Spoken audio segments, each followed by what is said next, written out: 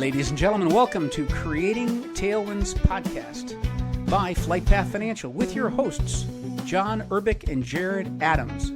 Join us today as we discuss the power of infinite banking. And here we go.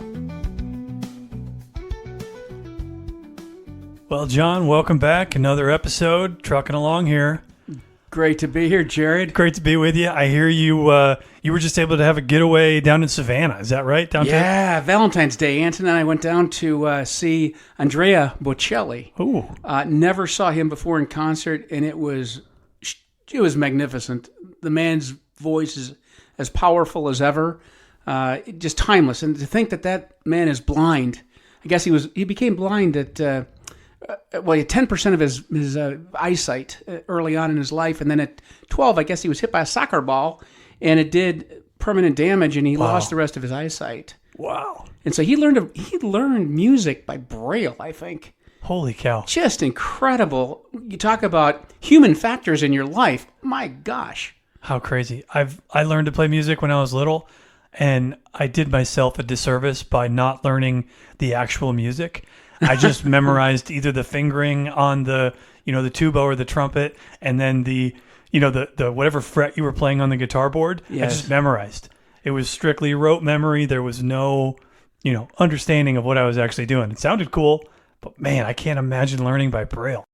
Well, you were talking about human factors that Andrea Bocelli would have had to face.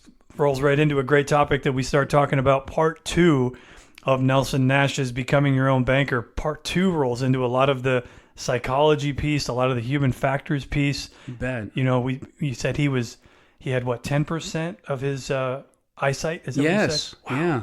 Can't imagine. Can you imagine flying a plane around with 10% of your eyesight? I don't think they'd sign us off. Well, yeah, that would be a challenge, wouldn't it?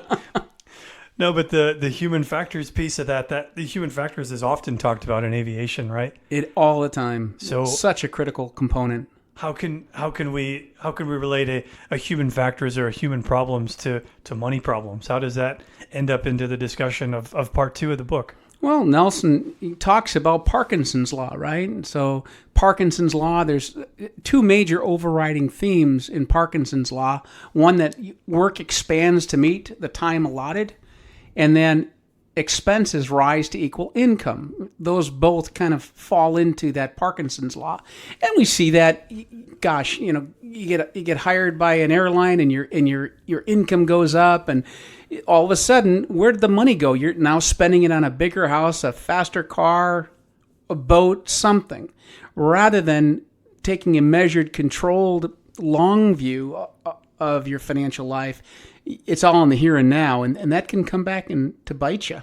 So that's the human factors piece of that regardless of what's getting made, you're going to find a way to spend it. We say bigger income, bigger toys, bigger incomes, bigger house. It all kind of relates together, right? It's a human nature. It's something you have to actively think against. Right. Every day. Because, things are never going to change, right? It's never going to get worse ever again, right? Well, am I allowed to answer that?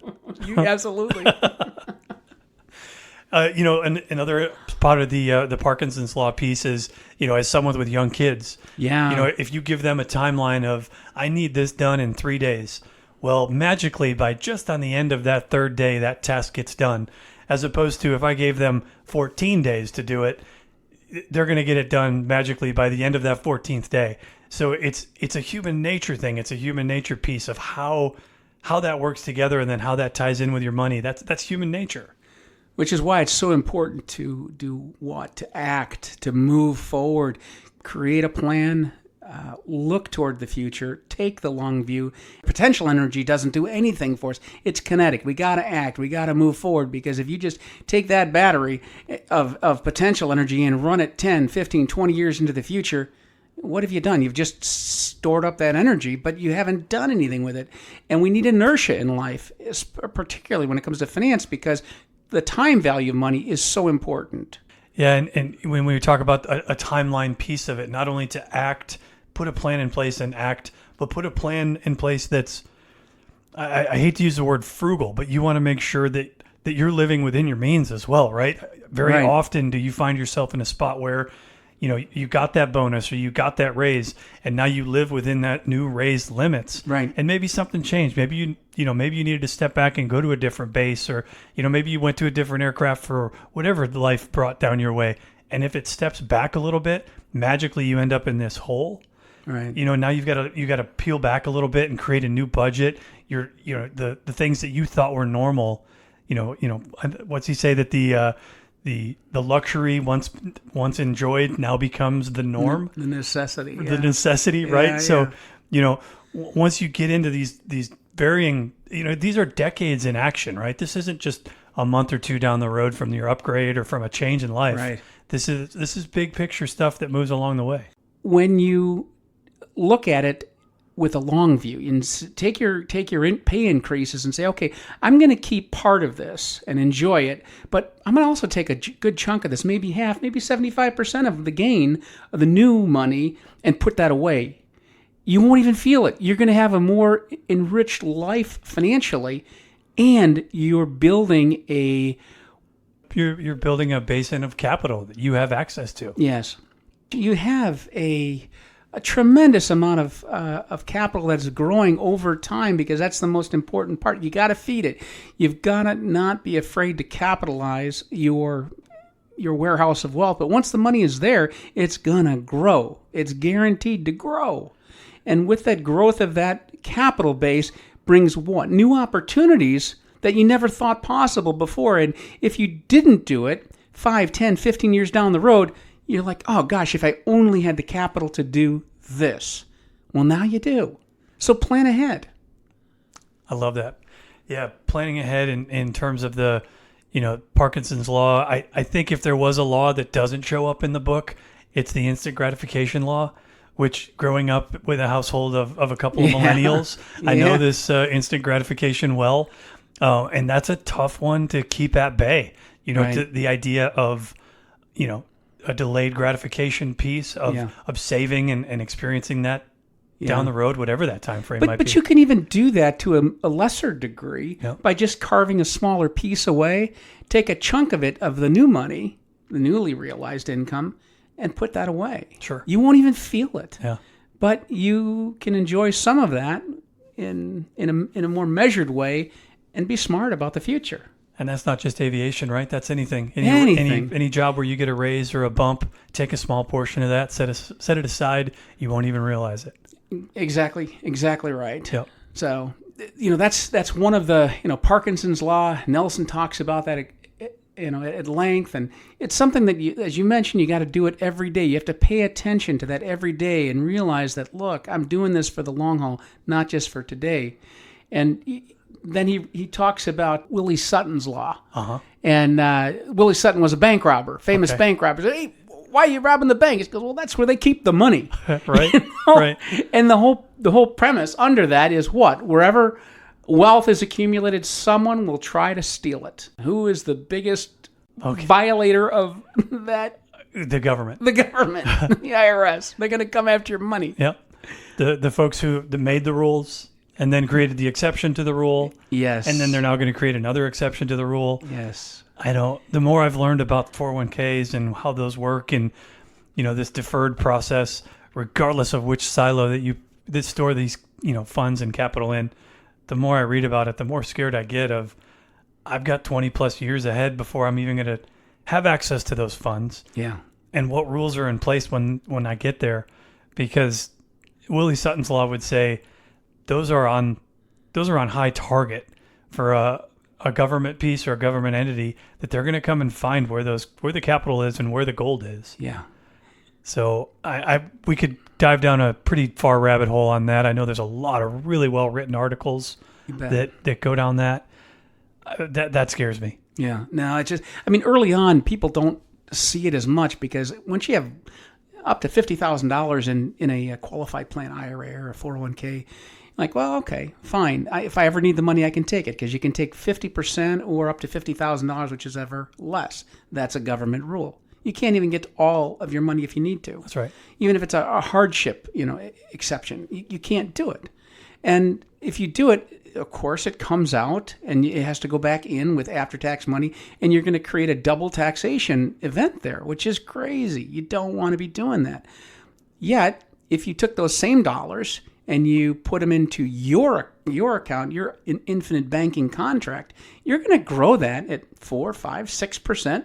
Some contracts considerably higher, tax-free, and you have unfettered access to that capital at any time for any reason. So what Jared and I are doing is we're trying to present an alternative to the mindset that's out there that's been built by the big banks and the government, and how we should use our money, how we should keep our money, who should control our money. If you're not controlling your money, it ain't your money yet. That's really important to understand. It's on paper, but until it's in your pocket, is it your money? Who's using your money? And important to note why they want you to continue that behavior. They like your human factors and carved in that direction because they're making a lot of money off of it. A ton of money. Yeah. A ton of money. Yeah. I mean, just think, if you can just shave 1, 2, 3% of that assets under management, what that translates into for them, it's an incredible amount of money. Why not pay that extra 1, 2, or 3% if you want to, but put it into your account, your infinite banking concept policy? You'd be far, far, far better off down the road. If you look, the numbers bear this out, and Jared and I can go over that with any of you and show you how powerful capitalization of one of these accounts become down the road. It's utterly phenomenal. Sure. Yeah. One of the other rules that Part 2 goes into is the golden rule that says whoever has the gold makes the rules. Yeah. How would you describe that? What does that mean to you? Well, it simply means if your money is sitting, we were just talking about qualified money. If it's sitting in somebody else's hands, you don't own that. You don't have physical possession of it. You can't act. Money is supposed to be a means of exchange. If you want to buy goods or services, you need your capital. And if you can't access your capital, is it really your money? Because while you're wanting to use your money, somebody else is. And they're building their own capitalization with your money. It's a beautiful thing. Other people's money. They talk about this all the time. But unfortunately, we're on the giving end of other people's money so that other people can use our money. Jared and I don't believe in that. We believe that we should control our money, and we ultimately should make the decisions as to how our money should be capitalized, spent, or used. Yeah, exactly right. Yep. Mm-hmm. It sounds like something that would have come out of a Disney movie, right? He who has the gold makes the rules. Yeah. Right? That sounds like that would have come out of some Disney movie my kids would have been watching. But it's so true. Like, if you're not in control of that capital, if you don't have it with ability to determine where it goes and how it's used, you're not a part of the rulemaking process. You're not involved. So, if you've ever looked at this paperwork before, and I have for some other people on these 401k loans, what does it say on there when they get their money? You shake your head and go, why did you take this? Well, let me see your paperwork. And you look at the paperwork. What does it say? It says you have been approved for a loan. Approved. It's their money. Right. How are they approved? It's their money. Right. So some bank board somewhere had to approve the access to your own capital. Precisely, yeah. Sounds a little different than the life insurance contracts we use in the infinite banking concept, where as the owner, you are first in line for the money in that contract. We've brought it up before how the cash value is the equity on the death benefit. Exactly. Where you are first in line for those funds. And there's no other place that I know of, Jared, where you have that kind of a relationship. Whenever money is being taken or spent, or allocated, I should say, from the life insurance company, their eyes go to you, the policyholder, first and say, Jared, do you need your money out of this? No? Okay, then we're going to go deploy it elsewhere to go make money for the similarly situated policyholders from our asset base. But you're first. Yep. You're right. You're dead on. Yep. There were over 260 banks that failed in the 2008 financial crisis. Yeah. But there wasn't a single insurance company that failed. There was one.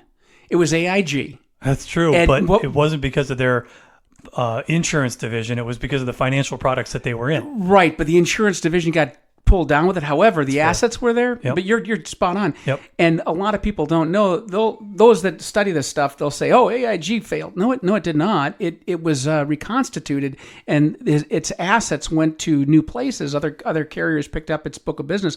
This was one of the most severe economic downturns in the United States. Bank failure, and people got their money. So it's pretty darn safe.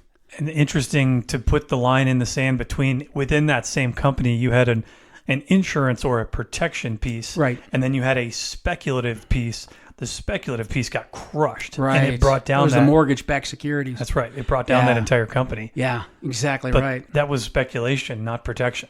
Another one on Nelson's list, he talks about the arrival syndrome. Set the parking brake. The door is open. We've arrived. We've arrived. That's right. I know all about this stuff. You don't have to tell me anymore. The illusion of knowledge sometimes. It can be. Nelson talks about a story about Ed Deming, who was a quality process engineer, and he went to Detroit to show him how to build a better automobile, make them more competitive. And they said, "We're already doing that. We don't need to listen to this." And they basically summarily dismissed him. He took his procedures, his insights to Japan, to their automotive industry. And we all know what happened there. It boomed. Came back to the United States as this great big hero and this great big brainiac in that space. And had we listened to him in Detroit, we would have perhaps had a much different decade with poorly built automobiles. Interesting. In the 80s. I remember that. Wow. I had a couple of those. I mean, even now you see those Toyota or Honda. Still running. I mean, you get 250,000 miles out of those things if you take care of them. You're absolutely right. Or you could have drove a Pinto or an AMC Gremlin, Goodness. Fuel tanks blow up. You're dating me that I know what those are, but I did not have the access to drive one. You can still find them at some junkyard maybe. I don't know, Jerry, but I wouldn't recommend it. They were not well-built cars. The arrival syndrome isn't just something that applies to the money piece of this. This is life stuff, right? You can apply this to anything. It doesn't mean you have to be a lifelong student of whatever you're passionate about. Yeah. But you should be. You should find something that you never stop learning about. And the minute that you get to a spot where you're like, I know all there is to know about that craft or that industry or that field, you may want to find something new to get involved in because you'll end up getting bit. Always learning more about what you're doing to better yourself and to better the product. Well, pilots too. We tend to be type A personalities, to be better, to do things better, to do them with perfection. And we get to a point, just as you said, you arrived. Hey, I'm there. I'm firing on all cylinders. I'm doing a great job. And it's funny though, but you can lose sight of the old proverbial forest for the trees. I was just looking up something. It's BCG report. It's a big airline industry analytical group. And one of the things they talk about is the macroeconomic and the geopolitical trends, particularly showing, I'm going to just read this here, particularly slowing economic growth worldwide have produced a mood of uncertainty. The industry's performance has traditionally been closely linked to the overall economic cycle, not unlike every other business that's out there, by the way. Yep. And the current expansion surpasses all others in terms of length. This is what we just went through before COVID. We expect airlines to be affected by the looming economic slowdown, rising nationalism, and trade wars. These factors will likely lead to reduced demand, lower yields, and a potential increase in the cost base at foreign exchange rates and oil fluctuate. So the whole takeaway from all of that was that, look, things are going to change. The economic cycles, we've had 20 of them in my recessions in my lifetime, and about every 7 years or so we see an economic downturn. We see a recession. Yep. And airlines follow this. So if you're a pilot out there and you think you're on top of the world, you got that captain seats, well, guess what? Things can change in a heartbeat. You can find yourself in a B scale. You can find yourself sliding from the captain seat to the first officer seat. You could find yourself with less flying, no premium flying, or, God forbid, a furlough where you're sitting on the street and now you're trying to figure it out. And then worse than that, of course, is the company dissolves and now you're out looking for another job. So it's critically important to prepare for this. Take the long view. And that's why Jared and I are such staunch advocates of infinite banking, because you can build this warehouse of wealth and carry you through those rough patches in life, and they can last quite a while. But you can put so much money into these things. You cannot do this in a qualified plan, and you cannot access that money. Here you can. While it's growing, you're insulated from taxation, you're insulated from confiscation from the federal government, and you're keeping up with inflation because these things are growing every single year. And a privacy piece as well. Oh, its privacy is huge. You don't have to tell anybody you got it. If you got kids, Jared, how about that? The FAFSA form. Yeah. You fill it out. Do you have to disclose that you've got $50,000 sitting in a life insurance contract that you've earmarked for your kids' education? Nope. No, you don't. Doesn't show up.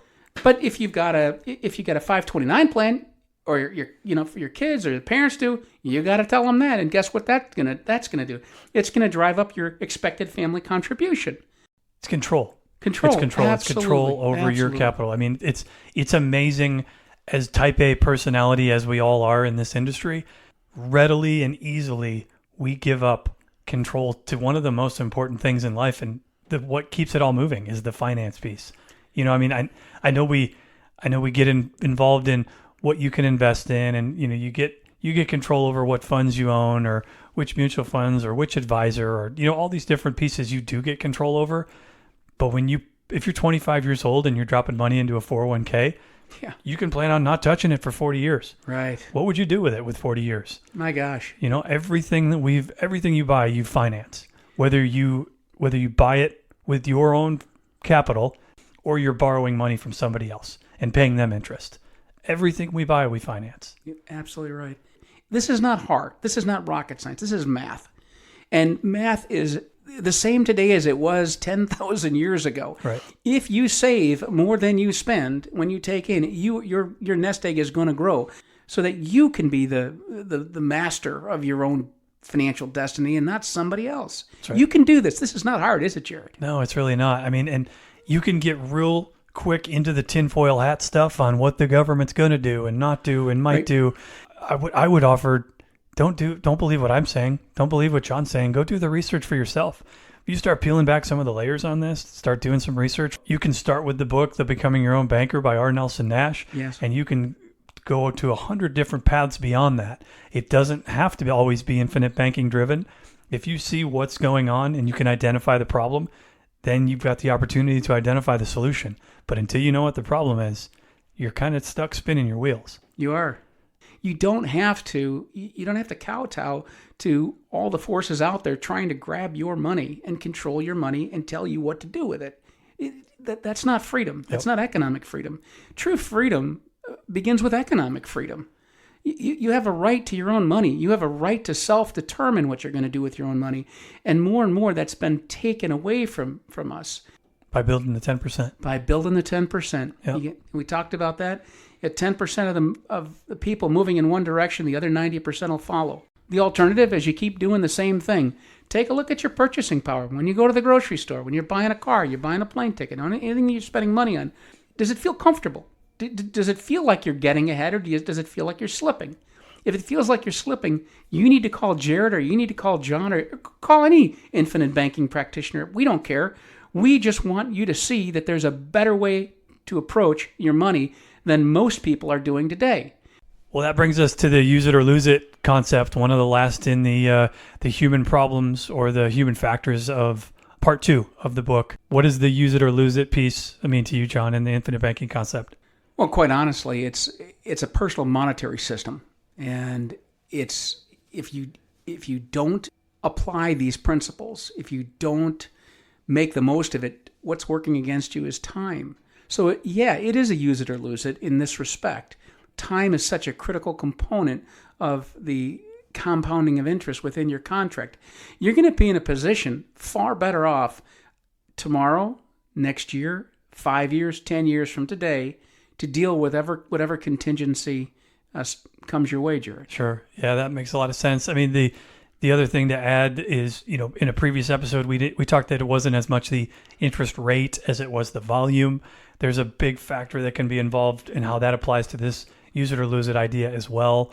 You think about what this looks like also I kind of take a little different spin on this, on the human factors piece as it applies to these policies.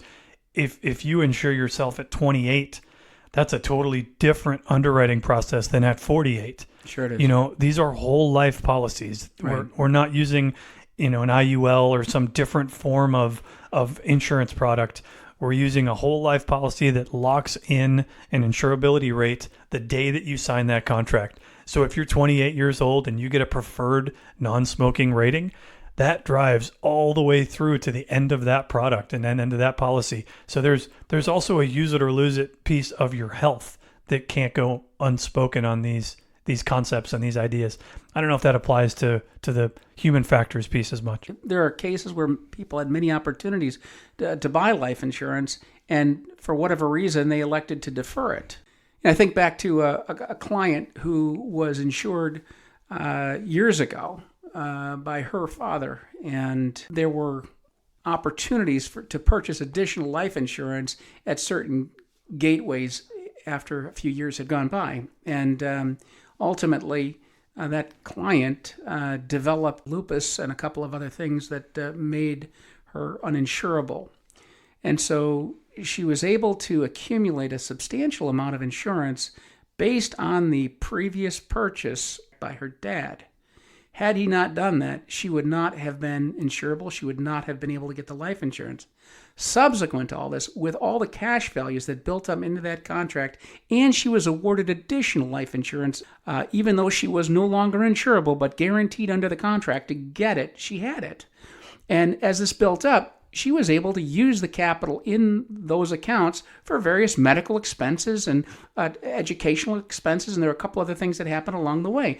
And she had a free flow access to that capital, all because her father had the foresight to lock in permanent life insurance for her. This is the opportunity you have right now if you're insurable. If you're not insurable, there's other things that can be done, but for you, if you are insurable, you lock in that health rating. It just makes great sense to do. It just makes so much sense to do now because it's far more than just a rate of return. It's, as Jared talked about, the volume of interest, the amount of money that you're accumulating inside these contracts, and now to be able to use that money freely by way of the contract, it means tens of, could be hundreds of thousands of dollars over the course of your lifetime. Do you remember what age the client was? Were they teens, 20s, 30s when they started like that whole life? 12 years old, I think. Wow. Yeah. What a blessing for that client to get that and have that set up. Big deal. That was a really big deal. Wow. Yeah. Well, we've covered 5 of the human factors or human problems that get listed in Nelson Nash's book. Any thoughts on wrapping up the human factors piece today? Well, just everything that we talked about is all about overcoming human factors, because how we think is everything. Nelson would tell you that. But once you discover it, once you embrace the concept, a world of opportunities begin to open up for you. It only gets better. It accelerates. It gets broader and bigger and more beautiful. And that would not be possible for you, your family, or your business had you not acted. You've beaten Parkinson's law, which we started out with. It's brilliant. I have nothing else to add there. Perfectly said, John. Thanks, everybody, for stopping by. We'll wrap it up for today. Till the next time. Awesome. Well, thank you for joining us. Jared, as always, a pleasure. Pleasure to be here, John. Thank you much. We'll see you next time. All righty. We'd like to thank you for tuning in to today's episode of Creating Tailwinds Podcast with your hosts, John and Jared. As always, we welcome your questions and critiques. You can reach us through the Contact Us tab at flightpathfinancial.com. Remember, it's all about how you think. As Nelson Nash has said about infinite banking, give it your close attention, and it can make a radical improvement in your financial future.